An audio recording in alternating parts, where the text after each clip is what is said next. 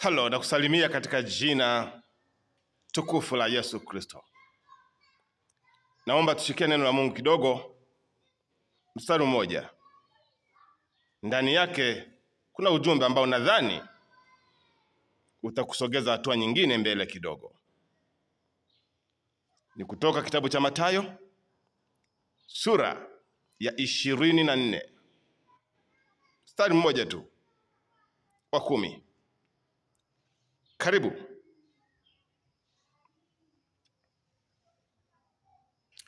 Ndipo wengi watakapojikwaa, nao watasalitiana na kuchukiana. Huu mstari mmoja ningeomba tuuzungumze, na kimsingi ni kushirikishe kilichomo katika huu mstari: kijamii, kifamilia, hata kitaifa kwa ujumla wake. Maandiko matakatifu yanasema ndipo wengi watakapojikwaa, kuchukiana na kusalitiana. Wengi, sio wachache. Ili neno alilisema mfalme Yesu Kristo wakati ambapo mitume wake, wanafunzi wake, walipomjia kwa faragha, wakamwambia, Bwana, hebu tuambie, mambo hayo yatakuwa ni lini? Nayo ni nini dalili ya mambo hayo? Mambo yapi? Kumbuka hapo nyuma aliwaambia habari za matukio yatakayojiri, yatakayojitokeza, yatakayojionyesha, yatakayojidhihirisha wakati wa siku za mwisho wa dunia. Kwa hiyo katika kuwaelezea hayo mambo, akawa amewadokeza na dalili za kwamba hizo siku za mwisho zitajulikana vipi, ili wajue kabla ya siku zenyewe kutimia. Wao wameishaziona dalili. Unajua hata ugonjwa una dalili zake. Anyway, hata wanao divorce, hata wanao achana, na maanisha kwa upande wa kifamilia, hata wanao divorce, wanao achana, wanandoa wanaoachana, na wenyewe hilo tukio waga sio la ghafla, kwamba ni ghafla. Hapana, kunakuwa tayari kumeisha kuwepo na viashiria na dalili. Sasa dalili wanaweza wote wakazifahamu. Yaani mwanamke akaziona dalili fulani kwa mwenzake, kwa mume wake. Lakini kadhalika hata mwanamume anaweza akawa ameshaziona dalili kadha wa kadha kwa mke wake.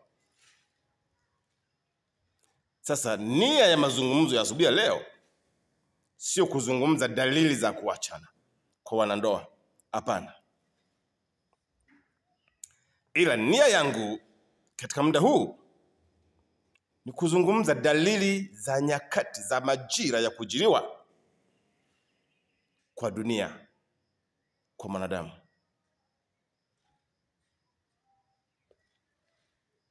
Nikatoa mfano kwamba hata kwa wanandoa zinakuwepo na dalili. Lakini si kwa wanandoa tu. hata kwa ndugu na ndugu. Ndugu na nini? Na ndugu. Kunapokuwa kuna hali fulani ya vijana wanasema beef, kuna kuweko na dalili pia kwamba hizi dalili mbona kama ni za beef hivi. So, unajua mbona kama dalili hizi ni za beef hapa, kuna beef gani tena hapa? Ninachozungumza ni kwamba hakuna jambo lisilokuwa na dalili. Ndio maana Bwana Yesu akawaambia, kabla ya siku ya mwisho kutimia, kutakuwepo na dalili. Dalili hizi zitawasaidia kujua kwamba kilichosemwa ndio sasa kimewadia.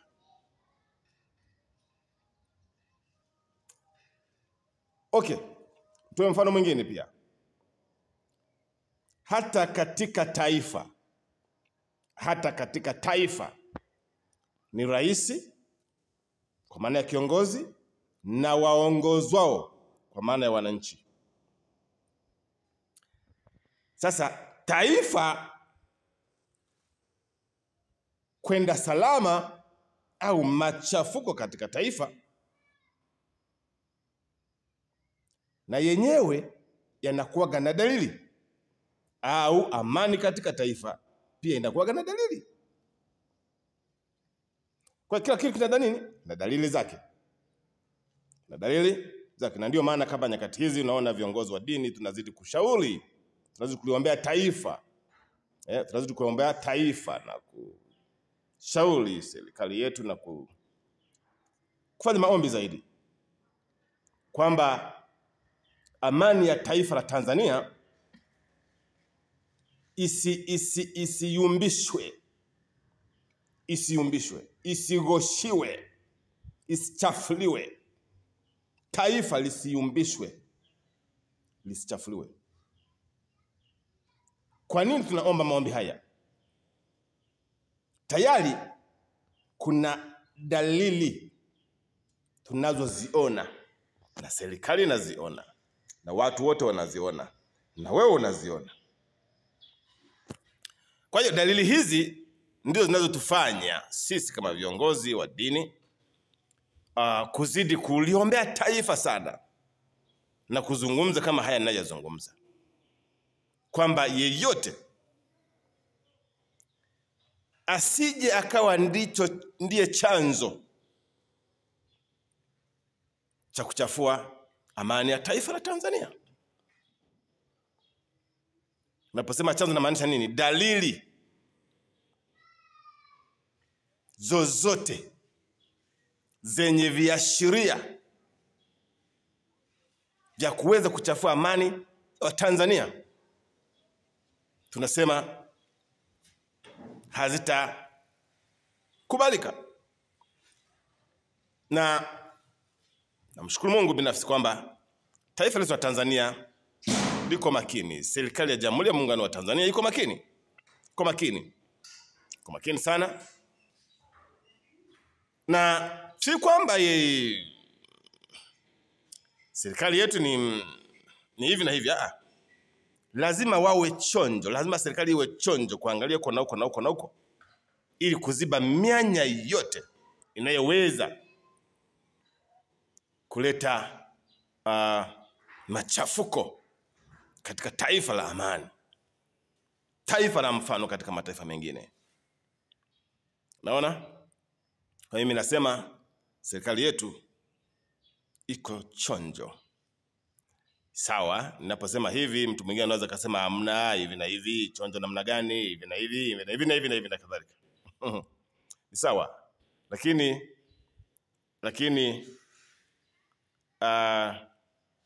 nia ni nzuri. Hata okay. Hata nyuma hapa nishasema kwamba hata kama ungekuwa ni wewe, hebu familia yako, chukulia mfano wa familia. Chukua mfano wa familia yako. Wewe ni baba wa familia, ama basi ni mama wa familia, tuseme hivyo. Hivi utaweza kuruhusu kila mtu basi aingie kwenye familia yako kama anavyotaka, Hata kama ni wanafamilia, basi kila mtu afanye anavyotaka, zungumza anavyotaka, yani hakuna miongozo, kuna utaratibu, kuna kanuni. Yani ni haiwezekani. Haiwezekani. Kwa hiyo sasa kama ni familia hiyo, vipi taifa? Vipi taifa la watu milioni 70 kasoro? Vipi? Hapo si ndo serikali lazima iwe na macho 200. Iwe na nini? Na macho 200 sana, na masikio kama 100 ngapi huko, sio 2, ili kutazama ni wapi tatizo linaweza kuanzia, ili kusikiliza ni wapi tatizo linaweza kuanzia. Naona sasa katika kutazama na kusikiliza ndo hayo unaweza kuyasikia, yanatokea haya, yanatokea haya, yanatokea haya, yanatokea haya, yanatokea haya, na kila mtu anaweza kusema kama anavyotaka. Unajua hivi, unajua hakuna amani, lakini mimi nasema amani tunayo tu. Amani tunayo, ila yanayotokea hayo na hayo, hata kama ungekuwa ni wewe, lazima uwe chonjo kidogo. Sasa naposema hivi, bila shaka wengi watanielewa na wachache wanaweza wasinielewe, lakini tuliombea taifa la Tanzania anyway. Mada yangu ni nini? Hiyo nilikuwa ni vikolezo tu na chomekea hayo. Lakini mada yangu ni hiyo kwamba dalili za nyakati za mwisho. Kwa hiyo Mfalme Yesu akamwambia wanafunzi wake kwamba nyakati hizo kutakuwepo na watu kujikwaa. Maana ya kujikwaa ni mtu kutafuta, yani kutafuta vikwazo visivyokuwa na vikwazo, yani kutafuta ghadhabu zisizokuwa na ghadhabu, yani kujihukumu bila kuhukumiwa. Kukasirika bila kukasirishwa. Naona kujikwaa. Kwa hiyo watu watajikwaa. Sasa kujikwaa huku kuko sehemu nyingi. Kwenye familia mtu anajikwaa. Naona? Ofisini mtu anajikwaa ghafla. Kwenye siasa, unaona? Angalia siasa zetu za Tanzania nyakati hizi. Nyakati hizi siasa zetu za Tanzania zinavyokwenda. Wengi wanajikwaa. Mimi nasema wanajikwaa. Nani kawakwaza? Watu wanajikwaa. Sasa mimi kama mtumishi wa Mungu narudi kwenye maandiko matakatifu hapa. Watu wanajikwaa, hakuna aliyemkwaza. Wanajikwaa. Wengine kwa visababu ambavyo havina maana. Naona wanajikwaa. Mimi simpendi rais. Mimi sipendi serikali yangu. Serikali yako imekufanyia nini? Hivi serikali hata kama ingekuwa ni nzuri kiasi gani, wataleta pesa waweke mfukoni mwa kila mtu? Hata kama serikali ni nzuri kiasi gani, ni imara kiasi gani, ni ya upendo kiasi gani, kweli wataleta fedha na kugawa kwa kila mwananchi kumwekea mfukoni kweli? Wakati mwingine mambo mengine ni kujikwaa. Rais hata kama angekuwa ni mzuri kiasi gani, kweli atamtimizia kila mwananchi haki yake na anachokitaka kweli? Hakuna rais ambaye ataweza kumgawia kila mwananchi, kumtimizia kila mwananchi haja yake mpaka kama anavyotaka. Pana.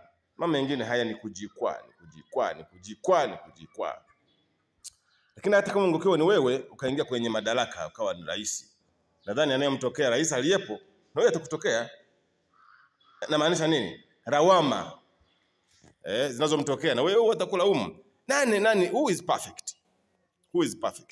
Ndio maana wakati mwingine, mara nyingi nasema tumuombe rais. Huu ni msemo wangu wa kila mara kwamba tumuombe nani? Rais. Ni mwanadamu, anahitaji kuombewa.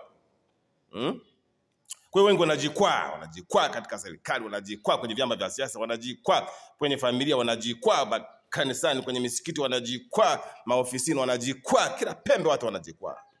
Hizo ni dalili za nyakati za nini? Za nyakati za mwisho. Kwamba watu watajikwaa ghafla kwenye ndoa. Wanajikwaa ghafla, mwanandoa anajikwaa. Ndoa zinachafuka, kwa za hatari. Mtoto kwenye familia anajikwaa. Kwa hiyo kujikwaa ni dalili baya sana na kuweza kutokea katika nyakati hizi za siku za mwisho. Kujikwaa. Lakini mfano Yesu akasema kwamba licha kujikwaa watu watachukiana bila sababu. Angalia sasa katika taifa letu la Tanzania. Mpaka watu sasa nyakati hizi wamefikia hatua ya kuogopa hata kutoka nje peke yake, akatoka nje usiku akatembea. Kuna kuchukiana. Kwa sababu huyu amesema ni sio chama hiki, basi wa chama hiki anamchukia mwingine. Kuchukiana. Upendo wa wengi kupoa. Nyakati hizi ni mbaya sana. Nasema kwa mfano kwenye nyakati za uchaguzi na kampeni. Kuna kuchukiana ambako sio kwa lazima. Kuchukiana. Nyakati ambazo sio nzuri. Lakini sisi tukirudi kwenye maandiko matakatifu watumishi wa Mungu tunaona yalitabiriwa haya. Unamchukia mwenzako kwa sababu ni chama fulani, ni itikadi fulani. Sio itikadi sawa na wewe. Unamchukia. Kwa nini? Nyote mtafananisha mawazo kweli? Nyote mtafananisha interest? Never. Lazima mtatofautiana. Sasa kutofautiana sio vita. Sasa nyakati kama hizi watu wanachukiana sana. Unaweza kusikia kuna matukio haya, kuna matukio haya, kuna matukio haya, kuna matukio haya. Ni kuchukiana bila sababu. Naona. Nitimishe kwamba tuliombee taifa letu la Tanzania. Tumwombee Mheshimiwa Rais wa Jamhuri ya Muungano wa Tanzania. Tumwombee. Naye huyu mama amezaliwa na mwanadamu naye. Ni mwanadamu naye. Anahitaji kuombewa. Tuliombee taifa la Tanzania. Tuombee serikali ya Jamhuri ya Muungano wa Tanzania. Tuombee uongozi wa Tanzania. Tuombee wa Tanzania. Tuombee amani ya Tanzania. Huo ndio uzalendo. Uzalendo ni mpana. Uzalendo ni pamoja na kumthamini, kukithamini chako. Thamini rais wako. Thamini uongozi wao wa serikali iliyopo madarakani. Thamini taifa lako. Kipende chako kitadumu. Kijali kitadumu, kithamini kitakuwa kizuri. Wa Tanzania nadhani tunaelewana vizuri. Mwenye kunielewa na nielewa hapa. Kwa nyakati hizi za nyakati za mwisho wa dunia. Naposema mwisho wa dunia tunaelewa. Matukio ni mengi, hakuna anayeweza kusema mimi sijui unachosema. Mauaji, vita, matetemeko, magonjwa. Zote ni nyakati hizo ambazo zilitabiriwa katika maandiko matakatifu. Sasa zinapotimia nyakati hizi, mimi na wewe tusichukiane bila sababu. Tusichukiane bila sababu. Tusitengane bila sababu. Tusikataane bila sababu. Tusitafutane bila sababu. Hata kama kuna sababu. Ziishe, tukae meza moja tuyamalize. Kama meza moja mzungumze na wenzako. Kama meza moja myamalize. By the way, duniani tunapita. Duniani humu tunapita. Wewe ni msafiri, mimi ni msafiri. Sasa tupite salama katika dunia hii. Hakuna mtu mwenye hati miliki na maisha ya dunia. Never. Sasa unamchukia mwenzako leo hii, unamtendea hivi na hivi na hivi na hivi na hivi na hivi na hivi na hivi. Lakini wewe kesho pia njia ni ile ile. Njia ni ile ile. Nitimishe kwamba nyakati hizi ni nyakati za siku za mwisho. Tunahitaji kupendana. Hakuna cha dini, hakuna cha itikadi, hakuna cha nini. Sote siku moja tu tutakuwa mbele za Mungu. Na kila mmoja atapaswa kutoa taarifa, ripoti ya jinsi gani alivyoishi katika dunia. Na kumbuka wewe na mimi ni sura ya Mungu. Yaani sisi tuko sura ya Mungu. Nini maana ya sura ya Mungu? Kama sisi ni sura ya Mungu, basi tupendane. Damu yako na damu yangu ziko sawa. Damu yako na damu ya huyu unayemchukia ni zile zinafanana. Wewe huna damu nyeusi akawa na damu nyekundu, hapana. Damu ya huyo mtu unayelenga kumuua, kumfanyia mabaya, kumzuru kwa njia moja au nyingine. Ni damu yako. Na by the way, inawezekana huyo mtu anayelenga kumfanyia hayo ni ndugu yako. Kwa njia moja au nyingine hatuwezi kufahamiana sote. Kwa hiyo nyakati hizi lazima turudi katika kumcha Mungu zaidi. Namalizia, tumwombee rais. Neno hili nalisema mara kwa mara. Tumwombee rais wa Jamhuri ya Muungano wa Tanzania. Mwombee, anahitaji kuombewa. Yeye si Mungu, si malaika. Anahitaji kuombewa. Ili Mungu ampe busara zaidi. Na ampe afya njema na ulinzi.